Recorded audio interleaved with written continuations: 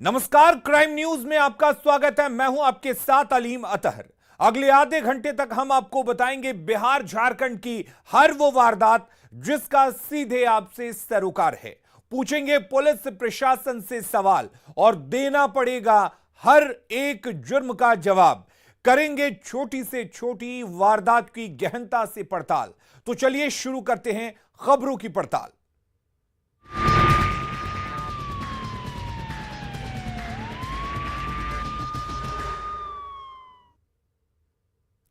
बिहार में चुनाव के दौरान हिंसा का इतिहास पुराना रहा है। हालांकि टीएन शेषन के कार्यकाल के बाद इसमें कमी जरूर आई है, लेकिन पंचायत चुनाव के दौरान दबंग प्रत्याशी और इनके समर्थक बाज नहीं आते। इस बार भी चुनाव के दौरान जिसकी लाठी उसकी भैंस की तर्ज पर हिंसा की राजनीति तेज हो रही है। गांव की सत्ता के दावेदारी के लिए ऐसे लोग मत से ज्यादा मशल्स पर विश्वास कर रहे हैं। कई जगहों पर प्रत्याशी अपनी जमीन मजबूत करने के लिए हिंसा का सहारा लेने से नहीं चूक रहे हैं। हालांकि सरकार और प्रशासन की कुशलता की वजह से अब तक कोई बड़ी घटना नहीं हुई है, लेकिन झड़प और मारपीट की घटनाएं लगातार सामने आ रही हैं। चौथे चरण के दौरान भी कई जगहों से ऐसी घटनाएं सामने आई हैं। यह रिपोर्ट देखिए।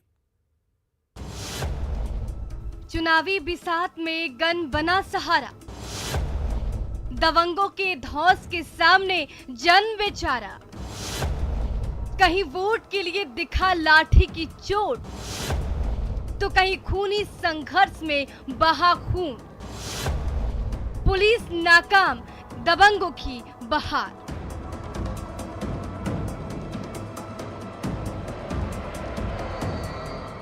बिहार में पंचायत चुनाव का आगाज जन धन और गन से शुरू हो गया था। कहीं जीत के जश्न में गोलीबारी, तो कहीं हार होते ही गोलीबारी, तो कहीं वोट नहीं देने पर गोलीबारी और मारपीट। ऐसे ही वारदातों की गवाही पूरा बिहार दे रहा है।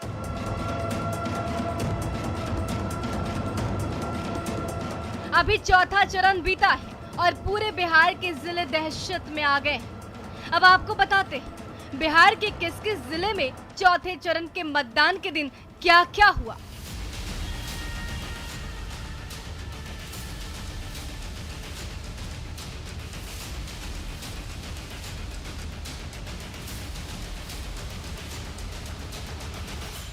सबसे पहले हम बात करते हैं सहरसा के ओकाही पंचायत की, जहां दुम्मा गांव के मध्य विद्यालय की बूथ संख्या 27 और 28 पर दो मुखिया प्रत्याशी के समर्थकों में जमकर मारपीट और पथराव हुआ, जिसमें 4 से 5 लोग जख्मी हो गए।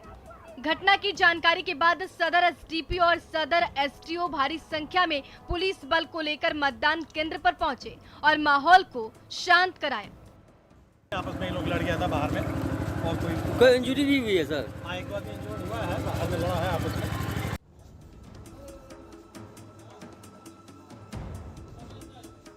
वहीं दूसरी वारदात हाजीपुर से सामने आई, जहां 3 पंचायत में मारपीट और आपसी झड़प हुई। वैशाली के वसंता जहानाबाद पंचायत में चुनावी रंजिश में एक व्यक्ति की बेरहमी से पिटाई कर दी गई।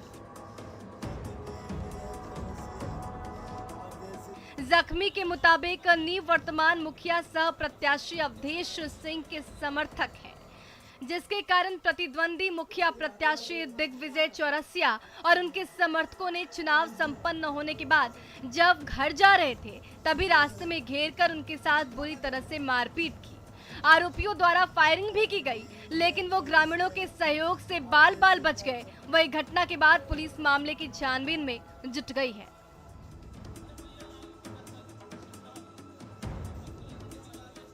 तीसरी वारदात वैशाली के लालगंज प्रखंड के पुरलौखी पंचायत से सामने आई, जहां चुनावी रंजिश में जमकर बवाल काटा गया और इस दौरान निवर्तमान मुखिया सब प्रत्याशी दिलीप पासवान के पोलिंग एजेंट अनिल पटेल के साथ घर लौटने के दौरान मारपीट की गई और महिलाओं के साथ अभद्र व्यवहार किया गया।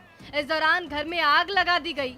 घटना के बाद मौके पर पहुंची पुलिस मामले की छानबीन कर रही है। चौथी वारदात वैशाली के लालगंज से, जहां पंचायत चुनाव के दौरान उपद्रवी तत्वों ने जमकर हंगामा किया और एक युवक को गोली मार दी। जिसे सदर अस्पताल में भर्ती कराया गया है। वहीं हंगामा करते हुए मतदान केंद्र पर तैनात मजिस्ट्रेट और मतदान कर्मियों के साथ भी मारपीट की गई, जिसके कारण अफरा तफरी मच गई। इस दौरान पुलिस के वाहन में भी तोड़फोड़ की गई। घटना की सूचना मिलते ही वैशाली एसपी मनीष दलबल के साथ मौके पर पहुंचे, जिसके बाद उपद्रवी तत्वों को खदेड़ा और कुछ उपद्रवी तत्वों को हिरासत में लिया गया। जानकारी थी कि बूथ नंबर 196-97 से संबंधित रोड जाम के करीब कोशिश की जा रही है असामाजिक तत्वों के द्वारा, ताकि बूथ पर गड़बड़ी फैलाई जा सके। उनकी कोशिश को नाकाम किया गया है, रोड जाम को हटाया गया है। 196-97 पड़ता है, धनुषी पंचायत पड़ती है। क्या वजह क्या उन लोगों का क्या वजह थी कि पुलिस फोर्स को डाइवर्ट करके हटाया जाए, जिससे कि वो अपने कुछ खुद से इरादों में करने की कोशिश करें, जिसको भी नाकाम किया। वहीं पांचवी वारदात रोहतास के वरुणा गांव में शिवपुर पंचायत से सामने आई, जहां मुखिया प्रत्याशी श्वेता सिंह के चुनाव प्रचार के दौरान ताबड़तोड़ फायरिंग की गई और उनके स्कॉर्पियो गाड़ी में आग लगा दी गई। इस मामले में पुलिस ने कार्रवाई करते हुए एक शख्स को गिरफ्तार किया है। उसके पास से 3 देशी कट्टा, 1 दोनाली बंदूक और 51 जिंदा कारतूस बरामद किए गए हैं। मैं आई थी यहाँ पे रितेश राय के यहाँ काम किया था। उनके पुछार में मैं यहाँ पे आई थी उनके द्वार पे। जैसे ही मेरी गाड़ी उनके द्वार पे गई और मैं उनके द्वार पे उतर के गई, मुझे गोली की आवाज़ सुनाई दी। मैंने ड्राइवर को फ़ोन किया। पीछे पीछे मेरी सास जो है वो भी थी दूसरी गाड़ी से। मैंने पूछा ड्राइवर को कि कहाँ गोली चल रही है, तो ड्राइवर ने बताया कि जो हमारे विरोधी हैं यहाँ पे, उनके दरवाजे पे जो पीछे गाड़ी रह गई थी, उन गाड़ियों पे गोली अंधाधुंध चलाई जा रही थी। थोड़ी देर बाद मुझे ड्राइवर कॉल करके बताया कि जो लास्ट में गाड़ी रह गई है, उस गाड़ी को उन्होंने फूंक दिया है। इस वारदात के बाद भारी संख्या में पुलिस बल मौके पर पहुंची और छापेमारी के बाद कई बंदूक, दर्जनों कारतूस बरामद किए गए। बताया जा रहा है कि शिवपुर पंचायत के वर्तमान मुखिया अमित सिंह पर भी कई पुराने मामले हैं। चुनाव को लेकर ये शिवपुर पंचायत में चुनाव को लेकर 2 पक्षों के बीच कुछ झगड़ा झंझट हुआ था, जिसमें गोलीबारी वगैरह हुई थी। एक गाड़ी को जला दिया गया है, उसी में छापामारी किया जा रहा है। छठी वारदात पूर्णिया के चिकनी डुमरिया पंचायत, जहां बूथ संख्या 79 और 80 और 85 पर मतदान के दौरान 2 पक्षों में हंगामा और हाथापाई शुरू हो गई, जिसमें सुरक्षा बलों ने काफी मशक्कत के बाद दोनों पक्षों को बूथ से बाहर किया। दरअसल दोनों पक्ष एक दूसरे पर आरोप लगा रहे थे कि वो लोग बूथ पर आकर मतदाताओं को अपने पक्ष में मतदान करने के लिए कह रहे थे। इलेक्शन है तो वो उस तरह का कभी माहौल बनता है। यहाँ पे फोर्स दिया गया है जो सब माहौल को तो अभी हम सब शांत कर दिया है। 10 मिनट से यहाँ खड़ा थे, फोर्स कुछ नहीं कर रही है, चुपचाप खड़ी है। नहीं फोर्स कुछ कर रही है, हंगामा हो रहा था। अभी ठीक है ना। इन तमाम वारदातों के साथ बिहार में चौथे चरण का मतदान हुआ। अभी और कई चरण के मतदान होने बाकी हैं। अब देखना होगा कि पुलिस इन वारदातों से क्या सबक लेती है और कैसे आने वाले मतदान को शांतिपूर्वक संपन्न करती है, जो बिहार पुलिस के लिए एक चैलेंज है। Bureau report, news 18। पटना में इन दिनों लुटेरों का आतंक जारी है। वो कहीं भी किसी को भी लूट रहे हैं, जिससे वहां के लोग दहशत में हैं। इस बार लुटेरों के निशाने पर एटीएम मशीन रहा है, जिसे पुलिस की मौजूदगी में ही लूट लिया गया। इस रिपोर्ट को देखिए। राजधानी पटना में लुटेरे बेखौफ, सरेआम लूट ले गए एटीएम मशीन, देखती रह गई खाकी। राजधानी पटना की पुलिस कितनी सजग है और लोगों को उन पर कितना भरोसा करना चाहिए, आप भी इस खबर को देखने के बाद समझ जाएंगे। पटना में अपराधी इतने बेखौफ हो गए हैं और वो अब किसी से डरते नहीं हैं।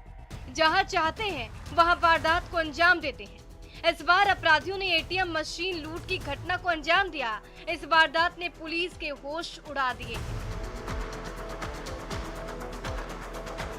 जिस तरह से सरेआम अपराधियों ने बंदूक के बल पर एटीएम मशीन लूटकांड को अंजाम दिया, उससे पूरे शहर में सनसनी है। तस्वीरों में आप देखें, जिस कमरे के अंदर से लेकर बाहर तक कभी ग्राहकों की लंबी कतार लगी रहती थी। जिस कमरे में खड़ी एटीएम मशीन कभी दिन रात नोट उगलती रहती थी। जब शातिर उस मशीन को नहीं छेद कर पाए तो नोट बरसाने वाली पूरी की पूरी भारी भरकम मशीन ही उठा ले गए। अब बस रह गए तो टूटे फूटे कल पुर्जे और शीशे के टुकड़े का ढेर और अपराधियों की शातिर करतूत के निशान। एटीएम मशीन की ये दुस्साहसी चोरी हुई है फुलवारी शरीफ के ईशोपुर में, जहां फुलवारी शरीफ पुलिस के जवानों की मुस्तैदी और जबरदस्त भीड़ भाड़ के बावजूद अपराधियों की टोली आई और सबके सामने एटीएम मशीन को जड़ से उखाड़ लिया। गाड़ी मिला था और उसी सड़क से फर्राटा भरते हुए फुर्र हो गए। जिस सड़क पर पुलिस की गाड़ियां गश्ती करती रहती है, लेकिन किसी को भी एटीएम मशीन की चोरी की भनक तक नहीं लगी। ये एटीएम मशीन लाखों रुपए के नोटों से लबालब थी, लेकिन रात के अंधेरे में जब शातिर लुटेरे एटीएम मशीन को भेदकर उन नोटों तक नहीं पहुंच पाए तो पूरी की पूरी मशीन ही उखाड़ डाली और उसे उड़ा ले गए। एटीएम मशीन की चोरी की सनसनीखेज वारदात ने हर किसी को हैरान कर दिया है। पुलिस इस घटना का खुलासा जल्द से जल्द करने में लगी है। अब देखना है कि पुलिस की तफ्तीश कब तक खत्म होती है, शातिर लुटेरे कब तक पुलिस की गिरफ्त में आते हैं। न्यूज़ 18 के लिए दानापुर से अमरजीत शर्मा की रिपोर्ट। और उधर एटीएम लूट के मामले में प्रत्यक्षदर्शियों का आरोप है कि सैप के जवान लूट के दौरान वहां मौजूद थे, लेकिन उन्होंने कोई एक्शन नहीं लिया। कहने के बाद वो दलील देते रहे कि उनके बच्चे हैं और वो गोली खाने नहीं जाएंगे। उन्होंने आरोप लगाया है कि सैप के जवानों ने उन्हें धमकी भी दी। प्रत्यक्षदर्शियों की सुनेंगे तो आप भी चौंक जाएंगे कि सैप के जवान कैसे काम करते हैं। हम मौजूद हैं फुलवारी शरीफ के ईशोपुर रोड में, और जहां पर एटीएम की लूट हुई थी और एटीएम उठा करके चोर ले गए थे। हम वहीं पे मौजूद हैं और ये एचडीएफसी का वो एटीएम का जो है वो पॉइंट है जहां पर से जो है चोरों ने उस एटीएम को उठाकर यहां से ले करके जो है स्कॉर्पियो से फरार हो गए। एक चीज़ इसमें हम आपको और दिखाना चाहेंगे, ये सीसीटीवी जो है देख लीजिए, इसमें कालिख लगा हुआ है और ये जो है कालिख उन्हीं चोरों ने लगाया है ताकि जो है उनका चेहरा ना आए। यही वजह से जो है ये कालिख इस पर नज़र आ रहा है। ये चोरों का जो है करतूत है और चोर यहाँ से आसानी से जो है लेकर के चले जाते हैं। और यहाँ पर पास में पुलिस भी मौजूद रहता है। यहाँ पे लोग मौजूद हैं, उनसे भी हम पूछ लेते हैं जो प्रत्यक्षदर्शी हैं, क्या हुआ था। रात में 1:30 बजे के आसपास यहाँ पर आया है स्कॉर्पियो और उसके बाद एटीएम उखाड़ने लगा। तब ऊपर से आवाज़ दिया है, आरिफ एटीएम काहे लूट रहे हो तुम लोग। तो वो क्या करता है कि कहता है कि अंदर जाओ ना तो गोली मार देंगे। तुरंत सीआईएसएफ को हम लोग आवाज़ दिया है तो सीआईएसएफ का जवान जो था आया यहाँ पर और बैक हो गया।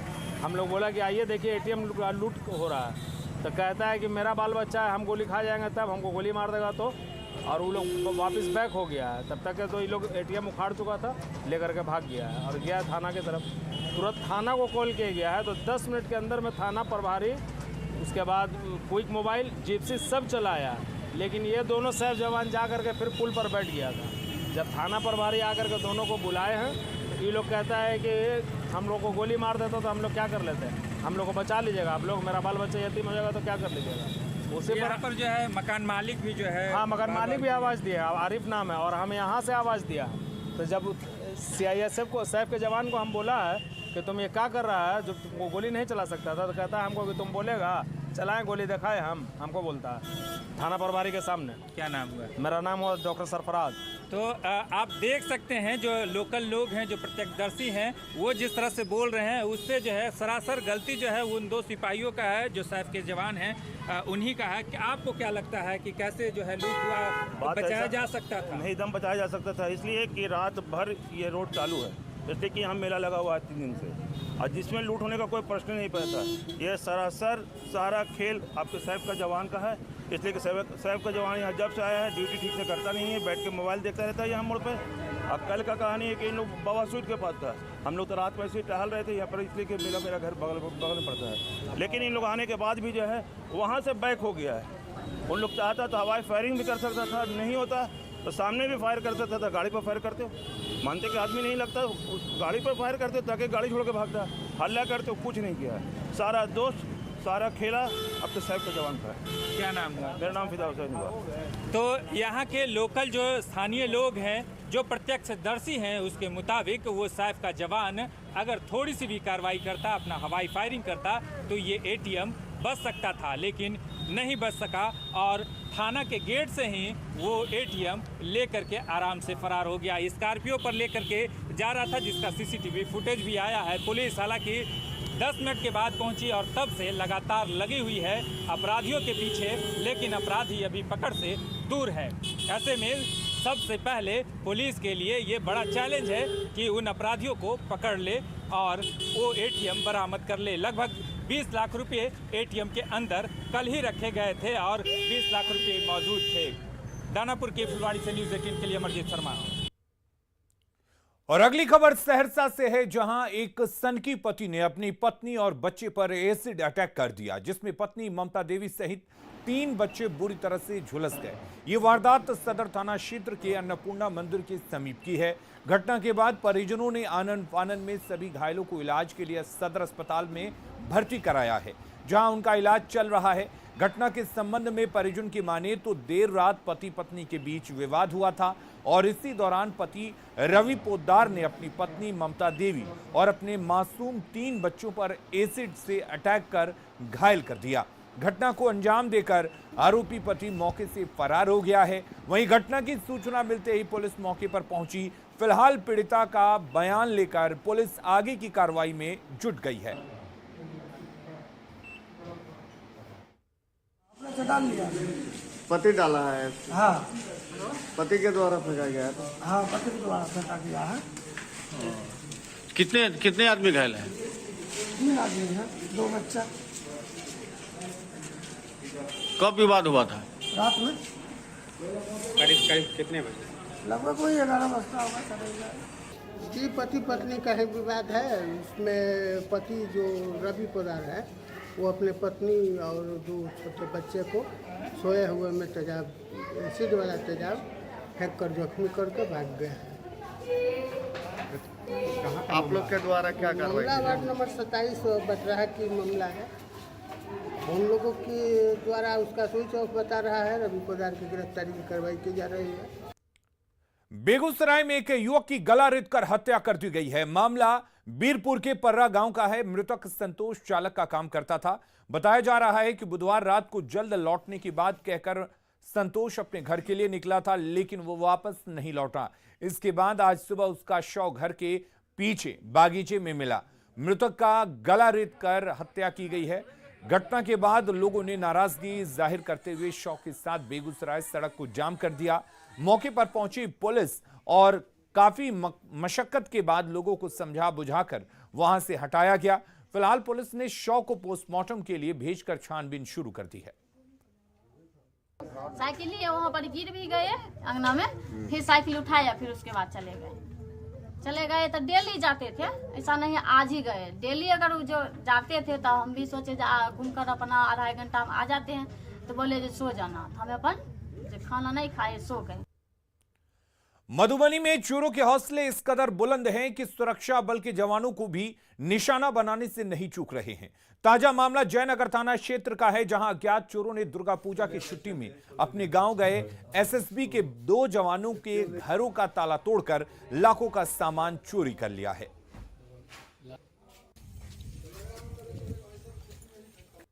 रूम सब बंद था, ताला वाला सब में लगा हुआ था, मेन गेट में भी ताला लगा हुआ था, हर कमरा में ताला लगा हुआ था, हर बैग हर बक्सा लॉक था। और इस दरमियान जब हम लोग छुट्टी में थे तो आज रात में हुआ कि कल रात में हुआ, कब हुआ पता नहीं। आज आए हैं तो पूरा गेट सबका ताला वाला टूटा हुआ, सामान पूरा तितर उतर है। और जो मैडम का गहना उना था, एक चेन था, कान का था, अंगूठी था और बच्चा का कुछ गहना था। और अगली खबर सासाराम से है, जहां नगर थाना क्षेत्र के अतखंबुआ में एक 70 वर्षीय बुजुर्ग की गोली मारकर हत्या कर दी गई है।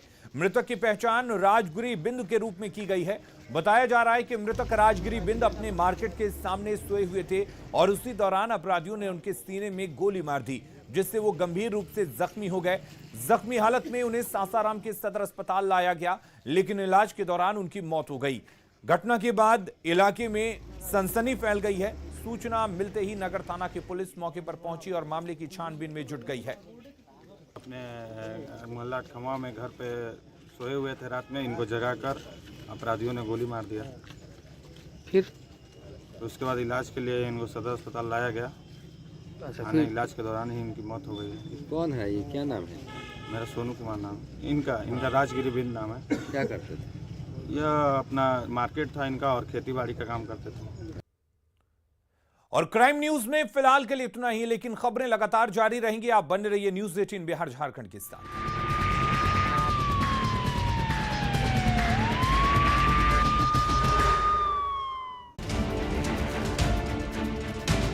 बारिश और बाढ़ ने इस बार लंबे समय तक लोगों को परेशान किया है। जिस वैशाली की धरती ने पूरी दुनिया को लोकतंत्र का पाठ पढ़ाया था, उससे जुड़ी अनमोल यादें आज बाढ़ के पानी में मिटने की कगार पर पहुंच गई हैं। ऐसे में इन धरोहरों की हिफाजत नहीं हुई तो आने वाली पीढ़ियों को शायद पता भी नहीं चलेगा। इन बौद्ध मंदिरों में कभी बुद्धम शरणम गच्छामि के बोल गूंजते थे। महात्मा बुद्ध के अनुयायियों का तांता लगा रहता था, लेकिन आज हर तरफ सैलाब का साया है। क्या मंदिर और क्या संग्रहालय, म्यांमार का मंदिर जलमग्न हो गया है तो ऐतिहासिक धरोहरें बाढ़ के पानी में तैर रही हैं। हर तरफ गंडक नदी की धारा बह रही है। वैशाली के इस इलाके में बौद्ध मंदिरों का पूरा संसार बसा हुआ है। बिहार सरकार 320 करोड़ रुपए खर्च करके बुद्ध सम्यक दर्शन संग्रहालय बनवा रही है, लेकिन अचानक गंडक नदी सबको डुबाने पर तुली हुई है।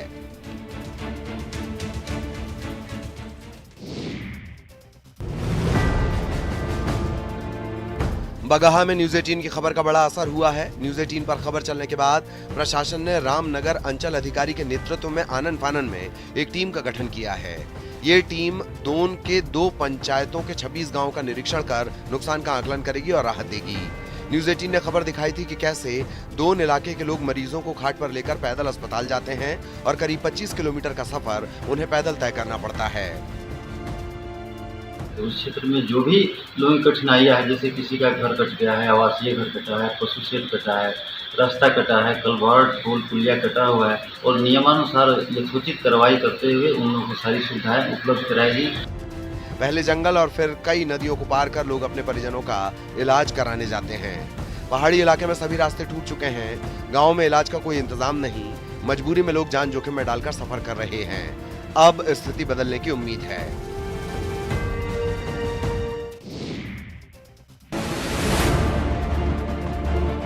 सिवान में पानी से परेशानी की कई कहानी है। जरा हालात को भी देख लीजिए, जिसकी वजह से इन जैसे कई लोग अपने अपने घरों में बंधक बन गए हैं। तस्वीरें सिवान की, जहां का पौष इलाका महादेवा इन दिनों बारिश के पानी से बेहाल है। पानी लगने से चचरी के सहारे लोगों की जिंदगी कट रही है। वे जरूरी काम